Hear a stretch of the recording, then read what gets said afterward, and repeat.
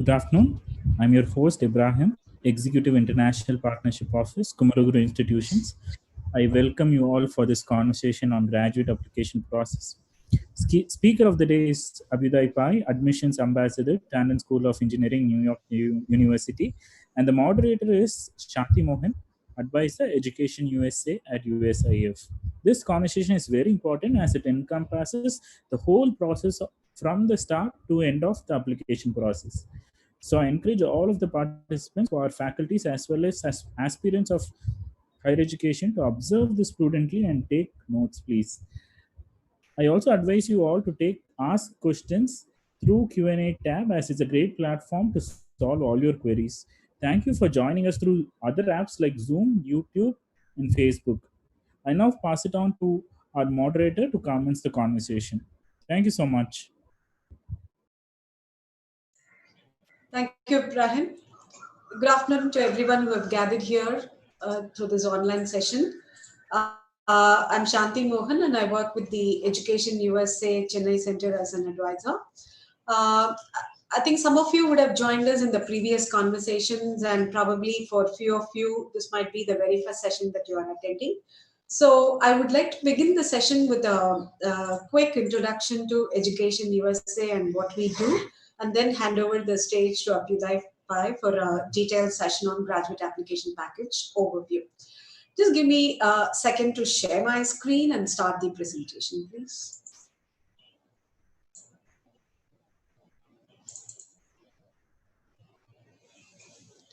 Yeah. Education USA is your official source of information on US higher education. We are supported by the US State Department, in other words, the US government. Our mandate is to offer accurate, comprehensive, current, and unbiased information on US higher education to aspiring international students. The Education USA network has 430 plus centers in 170 countries, with more than 550 plus Education USA advisors like me to help students seamlessly pursue their higher education in the US. There are 7 centers in India, which is spread across the country. And to get the information about the location of the centers and the way they operate and everything, we recommend you to visit educationusa.state.gov website, which will give you all the information. If you would like to get connect with us, you can also sign up through this SurveyMonkey link that we have provided here. So you get added to the database, and we will be sending you alerts and notifications about the future sessions that we will be conducting. Here is a quick stat picture which shows that currently there are more than 2 lakh Indian students pursuing their higher education in the US. So if you look at the total international student population in the US, India almost constitute 20% of the population. I'm sure over the years to come, this number will increase and you all would add up to this as well. So we are happy to take you through this journey. For easy understanding as well as to get the grasp of how this process works, Education USA advocates a 5-step US study. This is the most concise and easy way to approach this application process to US institutions. If you look at the step 1 says that you need to start the process close to 18 months prior to your higher education in the US. So if you would like to go to a US college this year, you should have started the process last year. That's what it means. Related to these, we had in the past 4 days sessions that elaborated about the 5 steps to US study, session on shortlisting your best fit institutions, planning your financial your financial position, and also it gave a detail about scholarships and assistantships opportunities available in the US institution. And in the day 3 conversation, we had an exclusive session on crafting a statement of purpose. We all know by the end of the session that statement of purpose is one of the important and key components of a US university application package. So in today's session, we will be seeing the other piece of this puzzle and also Abhyuday Pai from Tandon School of Engineering, New York University, is here to give us a complete overview of this application package and also answer a few of our anxious and hidden questions about how my application will be seen by a university professor or the admission committee, so on and so forth. Before we go further to this session, I definitely encourage you to watch the previous sessions of this conversation and also stay tuned for tomorrow's conversation on IELTS, which is one of the key components of your application elements. Here is a quick snapshot of the application timeline in a picture form. We have also given you the dates which will help you to align your schedules in along with that.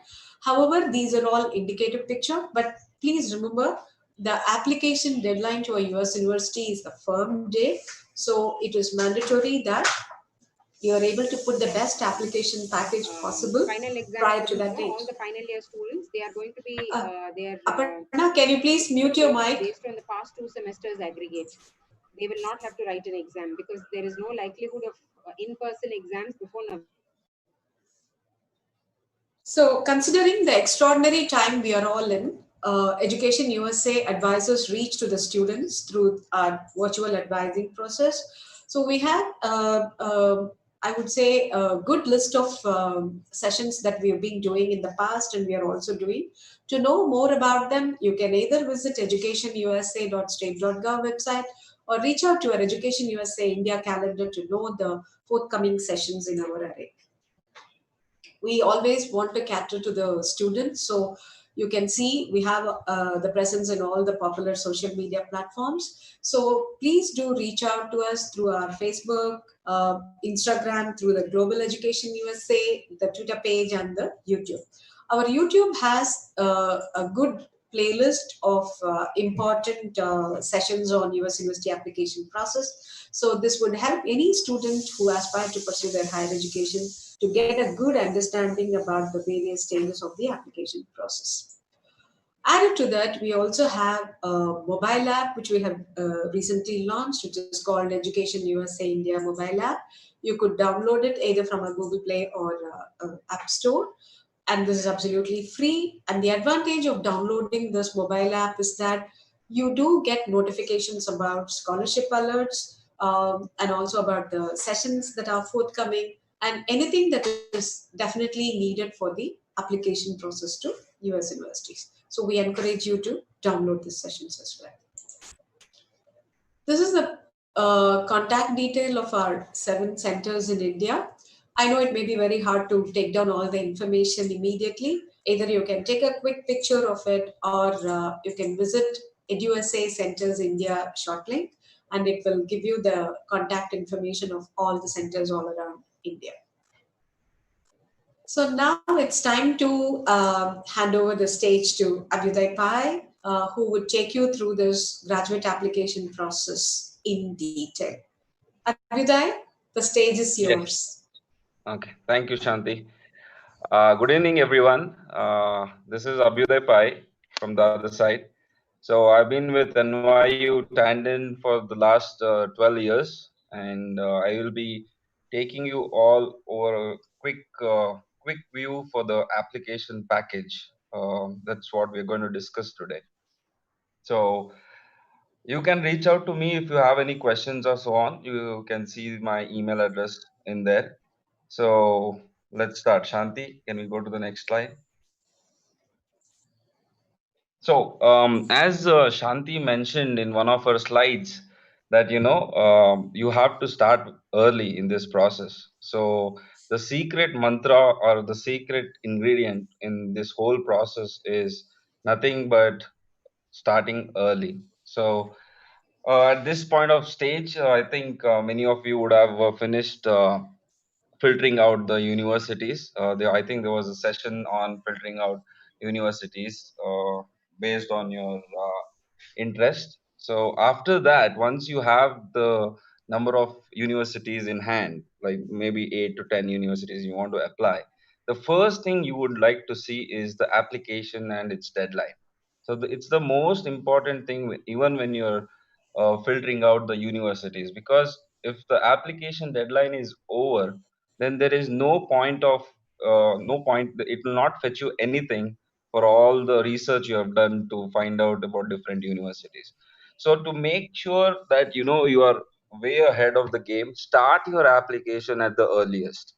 So different universities have different rules and regulations and all those things. So once you start your application early, there will be no surprises for you. For example, some universities ask you to submit your financial documents with your application. So it is a well-known fact that for a financial documents, if you are applying for a loan or if you are applying for any other thing to show the financial documents to the universities, it will take at least 2 to 3 months time to get a loan sanction from the bank. So you would want to know this ahead in stage, right? So some universities will ask you for financial documents after you get an admission. So these type of surprises you should not be getting at the end, because that's the reason you have to start your application way ahead of time. So the next document, which is the most important document, as Shanti mentioned, is the statement of purpose. And I think my colleague already spoke about this in our previous session, but I would like to give you a quick overview of what this is and what it should include, right? And it's not like I know that many students get confused of what to write and fear what statement of purpose is and how many pages they have to write and all those things. So, to keep it very short, I would like to tell you what you need to include in this statement of purpose. There are four important things you need to include.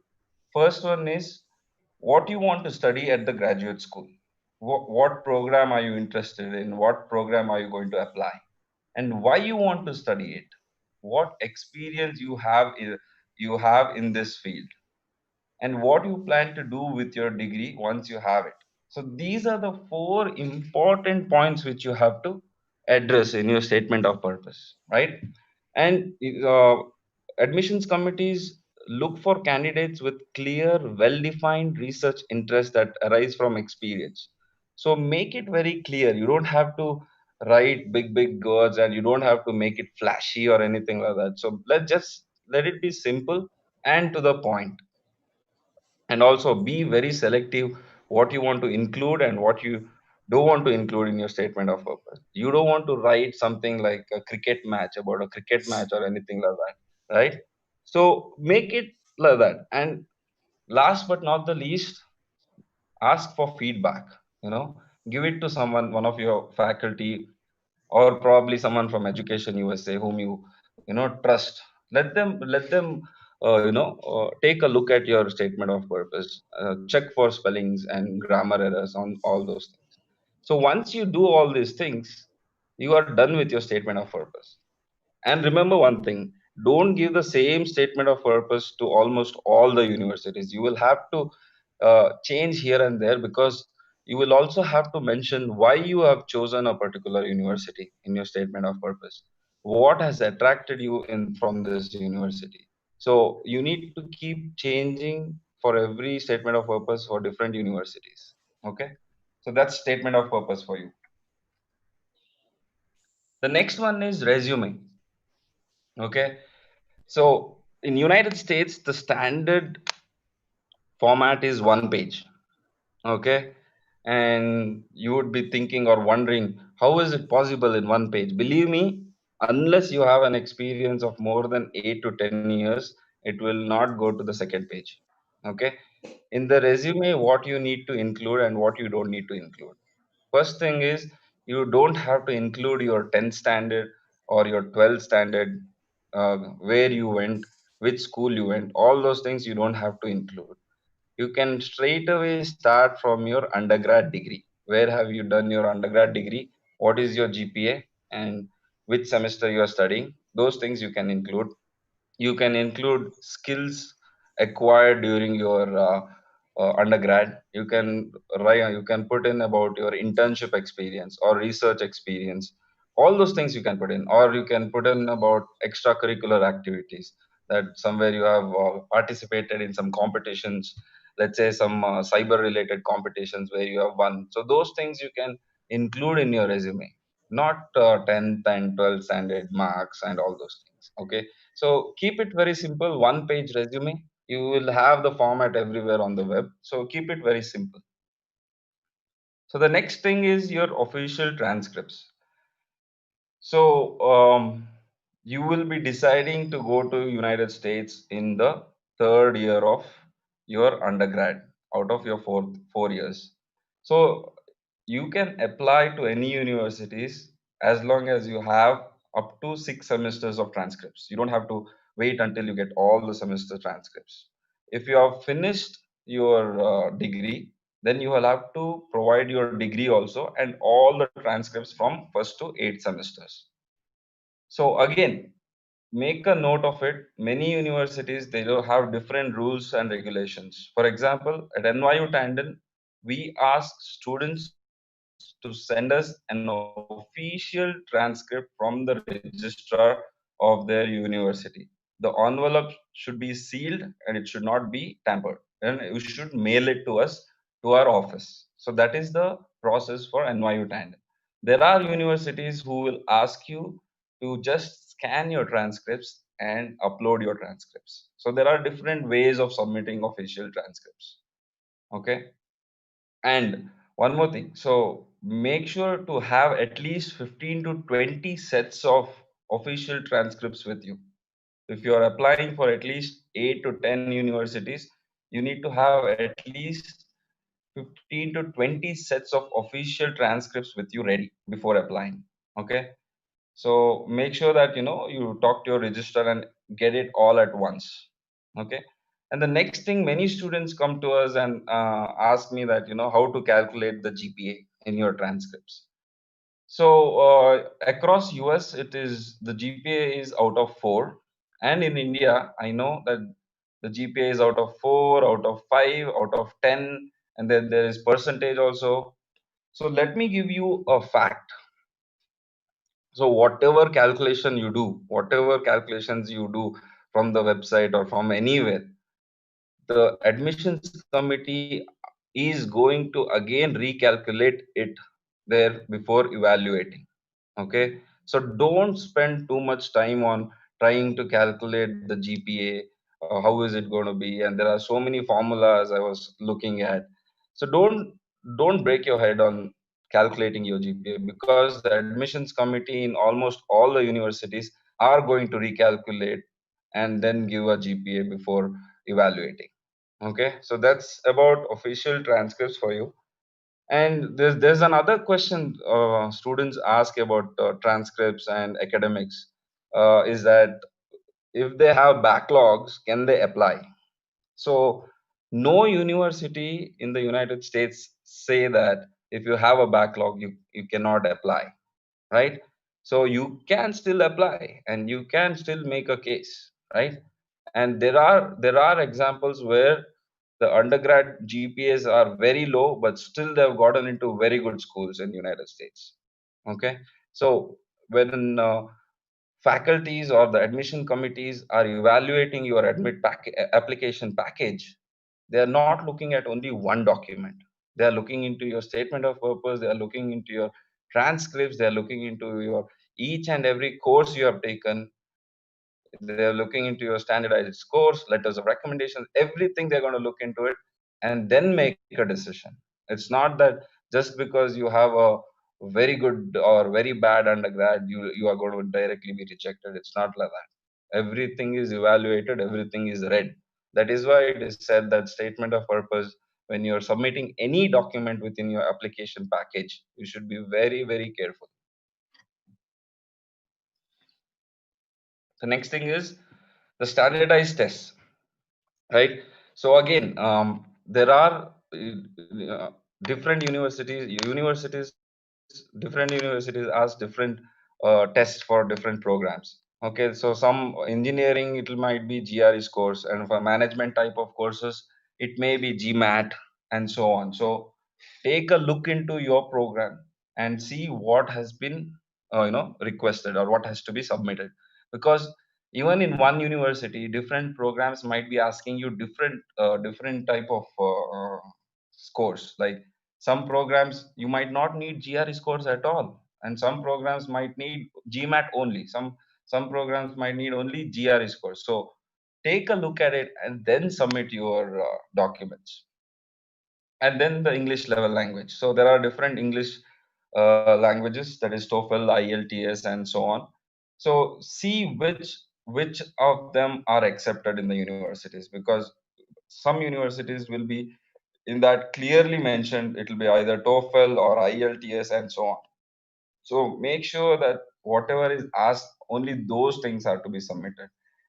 I am telling this because when I was working in admissions at NYU Tandon years ago in the admissions office, we used to get we used to not accept few English language exams, and we used to get all different types of English language, because that's the thing, if you don't read what is given there, and if you are not submitting what is been asked, then it's a there is a utmost chance to get rejected, because the documents what you're submitting is not correct, right? So see into the programs and see what type of standardized tests are required. Okay. I forgot to mention during the application process that in some universities the scholarship application also will be different. So you will have to be submitting a different application for scholarship, for assistantships, and there will be different deadlines for those two. So be very careful about not to lose these opportunities, because amidst this applying application, sending documents, you will be very busy and you might lose a golden opportunity to apply for scholarships or assistantships and so on. So everything will be given in the admissions website. So I think that is the first point for you to start looking for different things. The next thing is letters of recommendations. So letters of recommendations, again, universities do it from few universities request for 3 letters of recommendations, and few universities request for 2 letters of recommendations. So depending on the universities. For example, at NYU Tandon, we require only 2 letters of recommendations, right? And these letters of recommendations can be from your faculty, from your professors, or from your project managers. It can be from anyone. And for people who have already been working, who are in the working in the industry, they may not be able to get uh, a letter of recommendation from faculty or professors because they are moved out and they are in a different country or so on. So you can get your letters of recommendations from your project manager or from anyone who knows you really well. So when again about letters of recommendations, when you're requesting letters of recommendations from faculty or from project managers, you have to refresh their memory. And these letters of recommendation should include, like, what have you achieved in that particular course, and why is the faculty recommending you for this program in this particular university. So these are the things the letters of recommendation should include, not like regular general letter of recommendations, because letters of recommendations also can make into, if you have a, let's say, if you have a very bad undergrad, and let's say you have a very good letters of recommendations from very top dean and so on, so that definitely counts, and the way they have written the letters of recommendation also counts. The admissions committee or the faculty who are reviewing your application package would want to know the other side of it, who is recommending you, and what have you achieved in their course, and what have you done in your project. And when your project manager is giving you a letter of recommendation, why is he recommending you, what have you, things they should mention in the letters of recommendations, right? And letters of recommendations are very important, so don't make it a generalized one.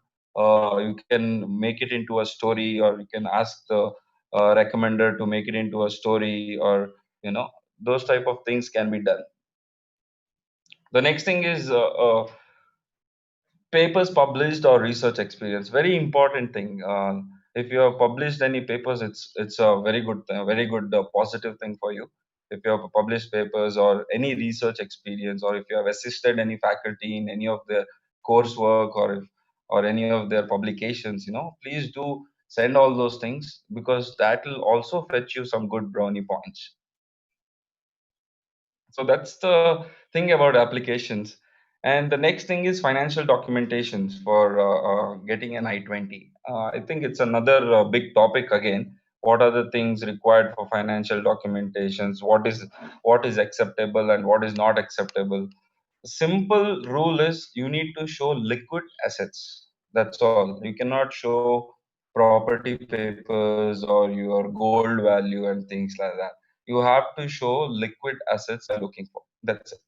And once you submit that, and after you get an admission, you will have to confirm by paying a tuition deposit, right?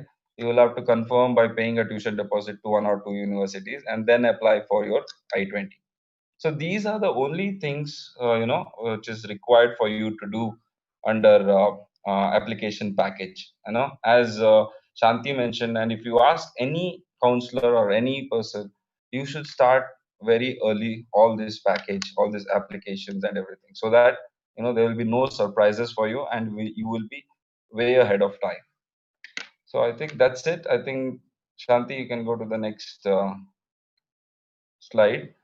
So that's it from my side, Shanti. I think we can take questions now. Thank you, Abhyuday. Yeah, so I think we do have some questions in the chat room also. I'll do it. First of all, thank you for the presentation. And you were able to give us a good account of the basic elements of an application package. Okay, one common question most students would have is, okay, many of them even know about these application packages. But the standard question they always ask us is, how would the applications be reviewed by the admissions committee, or let's say a professor if he is part of that admission committee? I know it's very hard to answer as a generic answer, but I would recommend if you can give some, keeping your university as an example, how would you evaluate an application package? Sure. In at NYU Tandon, what happens is that the application is evaluated by the departments, like the academic departments. They are the ones who will be evaluating your documents. So as an admissions person, we will be just taking your documents from you guys and then processing it to the admissions committee. So admissions committee will involve faculty in that particular department, so that those are the ones who will be reviewing it. So we won't be able to evaluate you. So I know where this question is coming from, because students come and tell you what they have achieved, and then they want to know immediately whether they can get an admit from the university, or can they apply. So to be frank with you, as I said, we won't be evaluating your admissions fees at all. So it will be very difficult for anyone, for that matter, outside the university to tell whether you will get an admission or not. Even if you have, let's say, even if you have the best scores possible, best undergrad scores possible, you never know what's going to happen. So they will evaluate you. You will have a higher chance, but end of the day, it's the faculties who will be evaluating you. And I'm pretty sure that faculties read every piece of document what you submit. So that is the reason I was telling you during my presentation that be very careful before submitting any documents. Proofread it if possible, letters of recommendations, and some letters of recommendations you cannot read it, because those are to be directly submitted. For example, NYU Tandon asks you to submit ask the recommenders to submit the letters of recommendation directly to the university through an online portal, so you won't be viewing it. So the only documents which is there in your hand, or which is there under your control, is statement of purpose, and your letters of recommendations. These are the only two things which is under your control, because you cannot change your transcripts, because whatever has happened, and you cannot change your letters of recommendations because the recommender is someone else, and anything else, the GRE scores, the TOEFL scores, you cannot change it. Whatever is there, it's there. So the only two things you should be very careful is statement of purpose and resume. So take help from everyone to do this, and then because everything else you cannot change. And again, coming back to your question, faculties do evaluate you. They do read each and everything submitted by you, statement of purpose to letters of recommendation, and even your resume. So please format your resume to a one page resume, because if you have a 3 page or a 4 page resume, no one would want to even read it. So format it properly. You have to check your grammars, spellings in the resume also, because you are applying to a graduate course and the expectations is really high. So you cannot be making silly mistakes of grammar or spelling mistakes when you're doing an application. So that's the start. Yeah, Shanti. Yeah. Adding to that, I have another question. Okay, there may be some PhD aspirants in this group as well. So, how different is a PhD application from a master's application, or they are one and the same? If you can just give me some inputs on Again, it depends from university to university. If you ask me with respect to NYU Tandon, PhD application would include the same documents as your master's documents. So there is not much of a change. The only change you would see is that the application deadline will be way ahead of time. Like for example, our application deadline for masters is February 15th, but our PhD application deadline is, I think, December 15th. So that's the only thing you will have to look for. And of course, your academics will count a lot. And when you're applying for your PhD, there should be at least some sort of research experience, or at least a few assistants in publications. You should have at least a few publications in a good this thing in IEEE or something like that. So these things do count.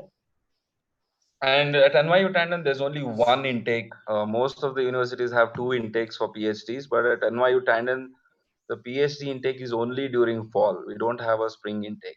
And since it will be very limited seats, I would urge you to apply as early as possible. And one extra thing would be that you might be interviewed for a PhD application. So there might be a call from the admissions committee or from the department to the student. That is once you accept the offer, then they will call you for an interview and so on like that. So that's the thing. Yeah, that? Thank you Shanti. for that. Yeah, we go with the next question. So typically, sometimes when we say an application package, so the student always want to know. Suppose if I did not do very well in my academics, meaning I was probably an average student, but I've got a very good GRE score and probably the English proficiency as well. Would it kind of compensate and make me, like say, an eligible candidate? Very good question. So I get this question every now and then. That compensation question. My undergrad was not that great, but I have a good GRE, so can it compensate? So what you need to see is that nothing compensates anything. Okay, Yeah. your Yes. undergrad academics is your undergrad academics. Your GRE scores are your GRE scores.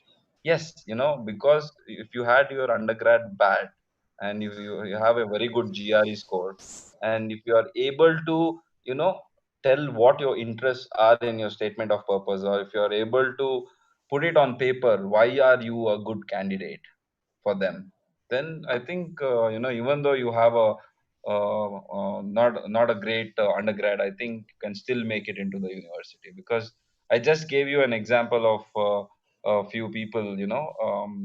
They, even though they had a lower GPA, forget about an average GPA, a lower GPA, still they made it to the big leagues in the universities. That is because the application package is well designed. The statement of purpose is well written, and you can go and read the well written statement of purposes. You will, by reading the statement of purpose only, you can make that this is a very good candidate for the program. So so my thing is that again, faculty, when they are reviewing, they will be reviewing all your documents. Again, I'm stressing this, they will be reviewing all your documents. A good letter of recommendation would again fetch you like a mile away. I'll give you an example. So there was this student who was applying for NYU Tandon, and he wanted to apply for PhD, and so PhD under one of the faculty in mechanical engineering department. So he got a letter of recommendation from IISc Bangalore, and the best part is that person who wrote the letter was the faculty for the dean of engineering at NYU Tandon. So you can think like how much further it will go. So at that point of time, they'll have a very much good credible sources. So that's why when you're choosing your letters of recommenders, you need to choose really well. That's yeah, Shanti. Yeah, that's a good thing. So, in connection to that, I have another question from the participants.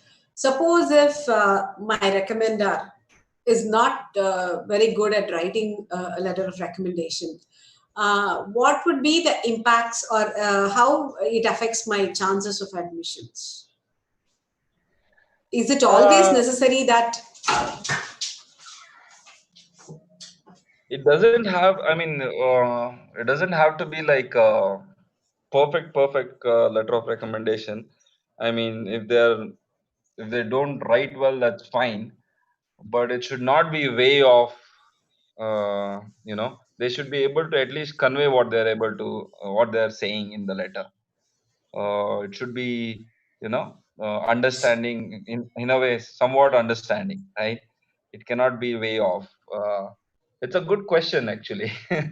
It's a question for a faculty admission committee to see, but I don't think so. The language, matters so much. Letters of recommendation, because it has been written by a recommender, someone, I don't know, from somewhere. So I don't think the language matters so much. The content matters a lot. okay? Yeah, Shanti. So, yeah, adding to that, we are always a bit curious to know, like recommenders. Well, I mean, they usually receive the request from the university. I mean, at least in your case, your university directly sends the say request for a recommendation letter to the concerned person. So is it Yeah. like, are these like a small questionnaire types of one which is easy for any professor to fill, or would there be like multiple questions where the professor has to write some answers for it? Could you just give us some various models or options for LOR, either with respect to your university, or you can just give us a general perspective of, I mean, your knowledge in the industry?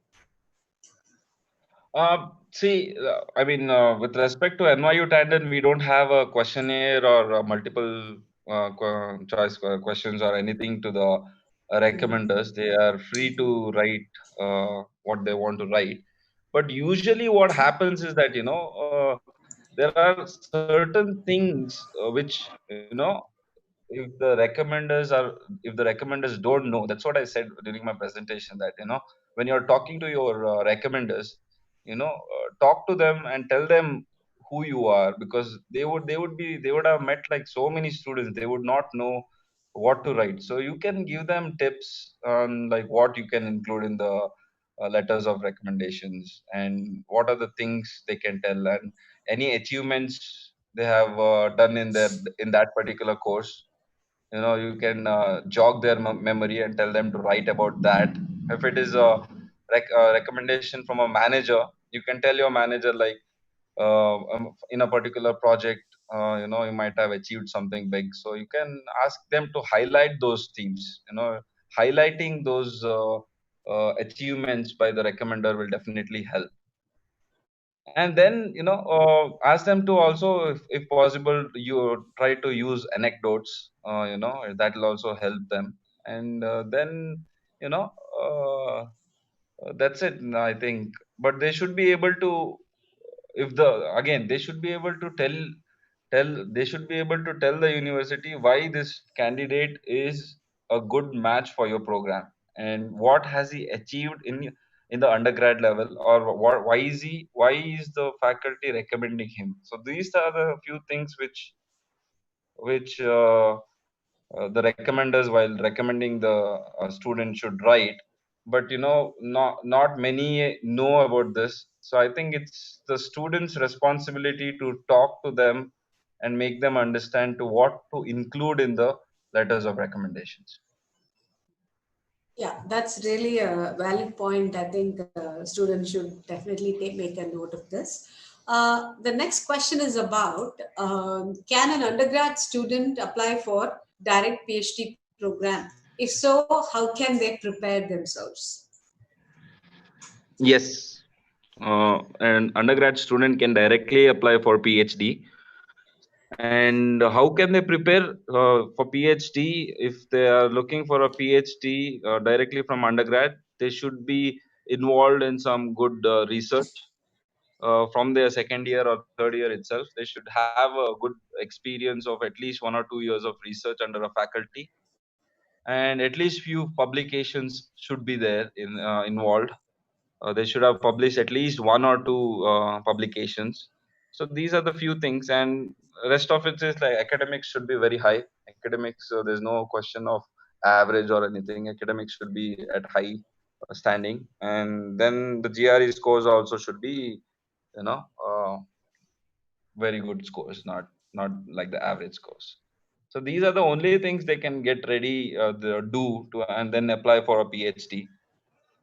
And also, they need not be only these things. Let's say if they have an experience of doing an internship, let's say they have gone to one of the US universities. There are a lot of undergrad schools these days which sends students to different schools in Singapore, Hong Kong, US, to do an summer internship and things like that. So those also count a lot. uh, the main thing is that the focus should be there from the student side. So when I was talking about statement of purpose, so I told you about any experience you have in this field or why you want to study it. So these are the things when you address in the statement of purpose, it will show how much focused the student is. So that also depends a lot. And that's it for the PhD candidate. And once these things are in line, then I think it should be fine to get an PhD admit also. Okay. Yeah, And Shanti. now that, yeah, thanks so much for explaining that.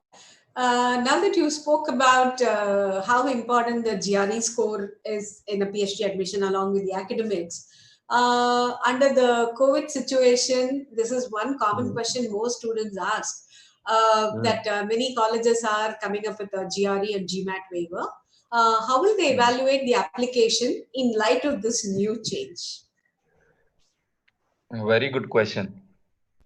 So, couple of universities are giving waivers for GRE and GMAT, and as per NYU Tandon, we haven't given any waivers as such for the next term, right?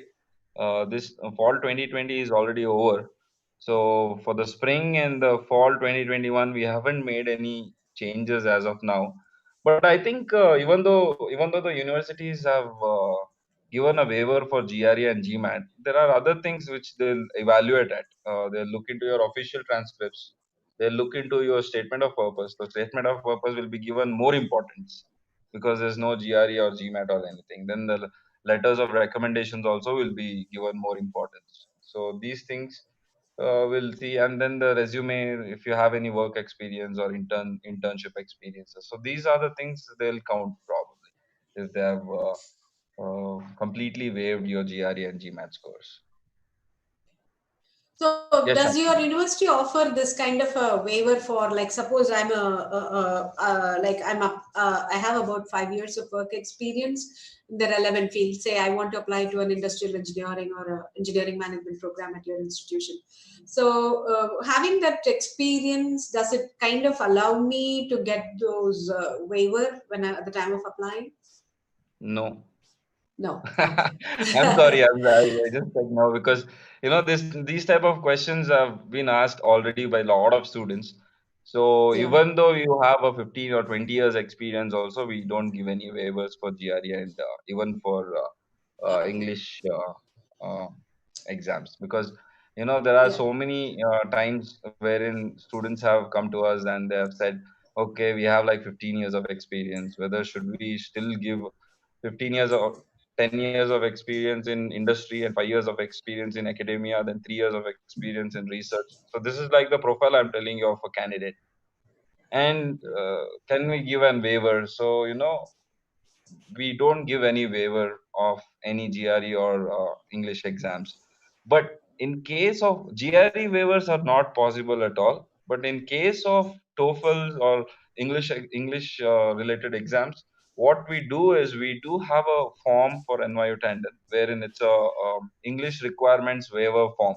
So if the student can submit that form, and then the admissions committee will evaluate it, and then they will let you know whether we can give you the waiver or not for the English requirements only. Okay. Thanks so much. But but Now we good. other universities they might have these type of waivers. I'm not aware of any waivers as such when it comes to big universities, but there might be waivers from other universities if the candidate has a good amount of experience, work experience in the academia and research experience and so on. You know, so those things. Yeah. So the bottom line is the student must always check with the university that they are applying to and understand whether there is an option for GRE waiver, or is it like a mandatory one. That's what you're trying to convey, Yes, I yes, understand. yes. What happens Yeah. is, see, if what happens is, if an university is giving you an option to waive your GRE, then that option will be there in the application requirements itself. So you don't have to Exactly. call or talk or email. So that Yeah. option will be there in the application itself.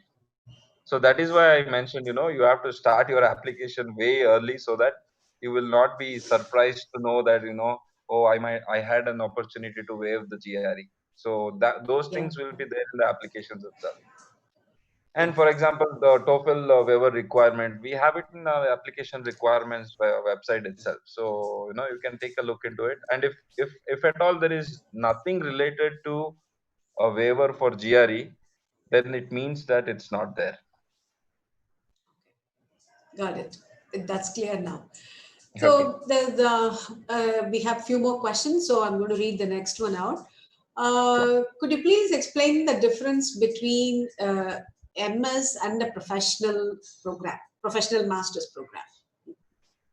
MS what? Could you explain the difference between an MS and a professional program? Or What is a I think professional I'm program? professional masters. There are some universities are offering that. Like, okay, I mean, instead of just a masters, it's called professional masters. So So is is there it like, any sort of a, are you talking about masters and then masters of engineering? Is that the one? yes, something like that? MS or ME? ME, Yeah. So see, M engineering. yeah. So when it comes to MS, it is mostly like research oriented, but there are exceptions again. So these things are not like MS means you have to do a research. For example, at NYU Tandon, most of the all the courses are MS, and there is an option for students to do thesis or non-thesis based MS. Okay, and the research is not mandatory. Mm. So MS means that it's research oriented and things like that. Okay, ME is nothing but coursework based. It is completely like coursework, and it can include a capstone project. It can be 1 or 2 years, something like that. Is Masters of Engineering in there. Professional courses, I don't like. Are you talking about the certificates? I think it is more of the degree that is awarded. Like so, because we are also seeing this in many universities, like masters in professional studies, or and then they offer this maybe an engineering track or whatever. I mean, the options the university is offering. With. So I think that is what they're trying to understand. The next question following that is, are all masters, or is it better to go for a 2-year MS program or 1-year MS program? And how does the internship opportunity work within the MS program? There are actually two questions. So the first part is it better to go for a 2-year MS program or a 1-year MS? It is, I mean, see, the thing is that, master's courses, as an international student, there is a certain number of credits you will have to be enrolled each semester. Okay. So in terms of NYU Tandon, each semester you will have to register for at least 9 credits to fulfill that full-time equivalency for international students. Okay. So 9 credits, and each program has around 30 credits. So if you do the math, you can finish within 1.5 year, right? It is not even 2 year, but we call it a 2-year degree because you have an option to go until that 2 years. Okay. And you have an option in this to do it within 1 year too, right? You just take more number of credits in one semester, and you take 12 in fall, 12 in spring, and 6 in summer, and you are done within 1 year. But it's not a good way to go ahead for any students, because 9 credits, first of all, the students have to get adjusted to the new country, the new way of academics. There are different things which are involved. So I would basically recommend all students to go for a 2-year degree. And in this 2-year degree, they will get an opportunity to do an internship also. In 1-year degree, what happens is that, they have squeezed all the courses into 1 year, and you will have very limited time to do any internship or anything like that. Okay. So in this 2-year degree, what happens is that, you get an opportunity to do twice internships before you graduate. So that's the thing. That's the best option, I think, for students to go forward. So that makes sense. So they also are able to practice what they learn because of the Yeah, time I frame mean, that they have. And you've already made up your mind. You already spent so much time on getting into this college. Why not experience 2 years and experience with different, and if you get into the research side of the program, you get into the research program, then it becomes easy for you to have a 2-year degree, because in a 1-year degree, it becomes very difficult to cope up with all the types of research and also the internships and so on. So that's the thing. So 2-year degree is, that's what I advise students to go for a 2-year okay, degree. makes sense. Yeah. So the next question, can a student highlight the prestigious fellowship he is selected for but could not attend due to COVID-19? So, Can this be come again? highlighted? So can you hear me now better?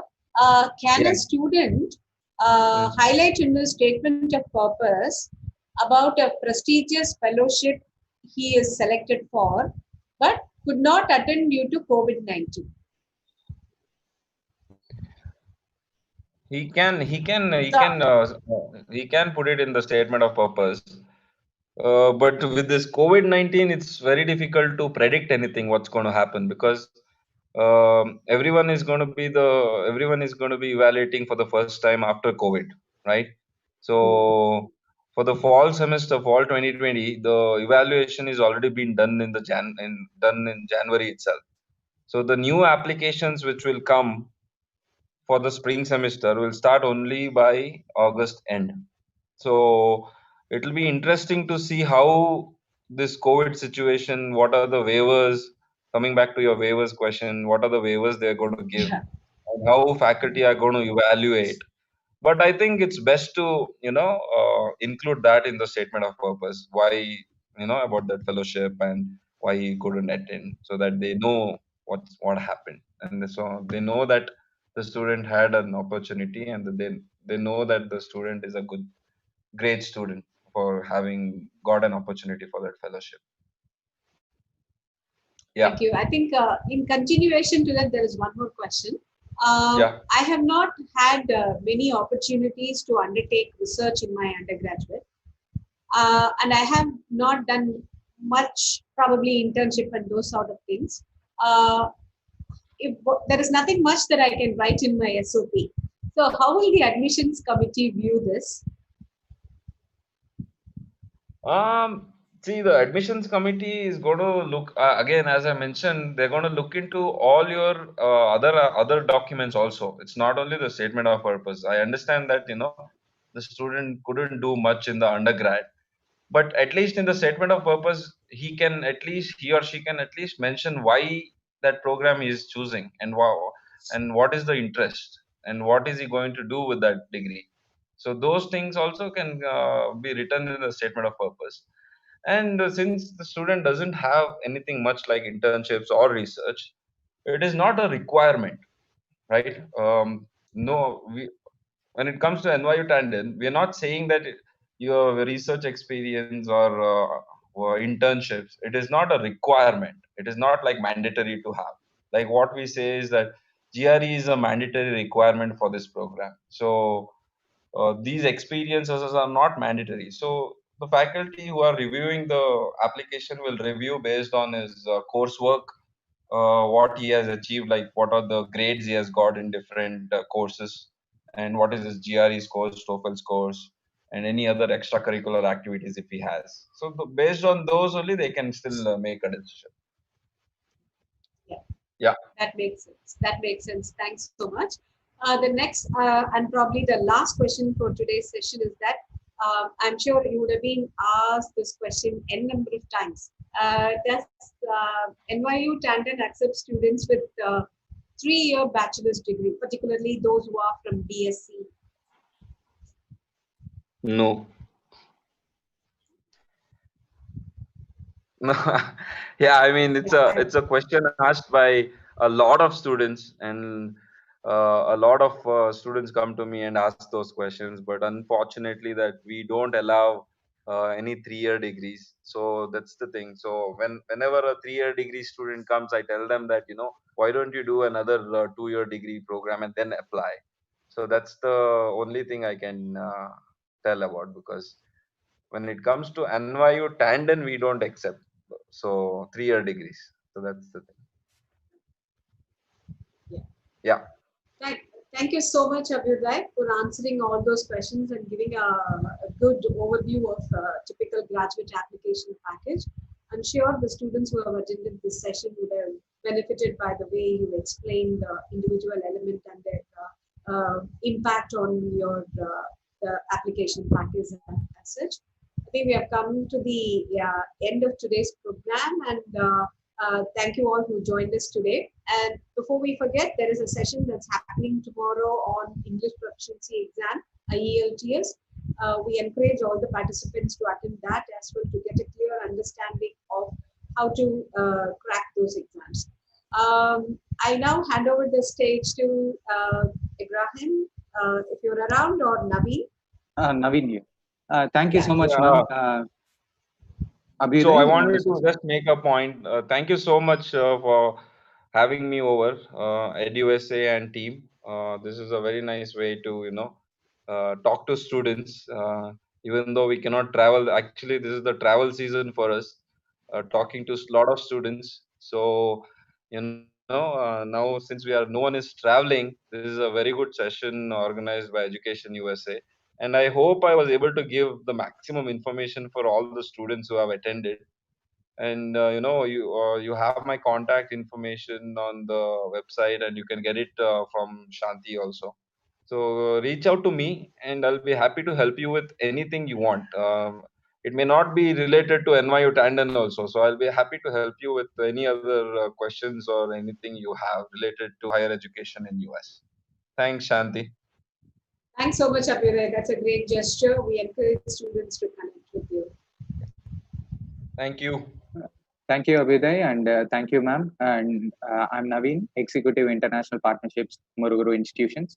On behalf of Kumaraguru College of Liberal Arts and Science and Kumaraguru College of Technology, I would like to once again thank Mr. Abhyuday, Admissions Ambassador, Tandon School of Engineering, and our moderator for today, Shanthi ma'am, Advisor Education USA at USIEF. Uh, I would also like to thank all the participants for joining us today. As feedback form will be shared with you through email, kindly fill it up. And reminders for today, tomorrow's session will be preparing for IELTS online by Mr. Anil Peruka, Area Manager, IELTS Operations and Business Development for South India. Tomorrow's moderator will be Ms. Deepa Sinivasan, Senior Manager, Branch Operations, IDP Education Private Limited. For more information on the series and registration, visit our website, theconversation.kclass.ac.in. I thank USIF, Shanthi ma'am, and also Ms. Aparna for the organizing this 5 days wonderful sessions and informative sessions. I hope the students will benefit from this. Thank you so much, ma'am, and also student service partner IDP. Thank you so much.